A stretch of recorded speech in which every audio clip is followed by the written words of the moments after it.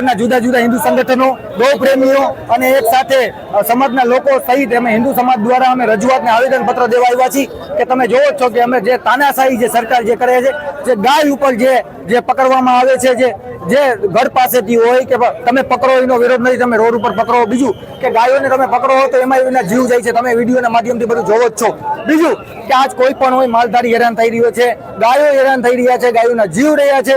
આજે ભાઈ પાસે માલ ઢોરનો 10 લાખ રૂપિયાનો માલ હતો, પોતે ગામડે ગયા રાજકોટ થી, તો ગામડે પણ એમ કીધું કે ગામવાળા ભાઈ એમ કીધું કે તમારે ગાય કે ભેંસ અહીંયા ન રાખતા, તમે 10 લાખ રૂપિયાનો એની પાસે માલ હતો, એ માણાએ અહીંયા ન આવવા દઈએ એટલે ક્યાંય જાય નહીં, એ માણાએ 2 લાખ રૂપિયામાં માલ વેચી નાખ્યો અને અત્યારે એ 10 થી 12 હજારમાં નોકરી કરે. તો અમે એ જ કહી કે આ પરિવારનું ગુજરાત 30-35 હજાર રૂપિયામાં હાલતું હતું, ગાય ઉપર હાલતું હતું, તો એ વસ્તુ નથી. તો અમે કરી તો બધાયથી તમે ન્યાય હરખો કરો, અમે એ જ વસ્તુ કરી રહ્યા છીએ. તમે પેલા વૈકલ્પિક જગ્યા આપો અને પછી ગાયો ઉપર આવા કાયદા નાખો.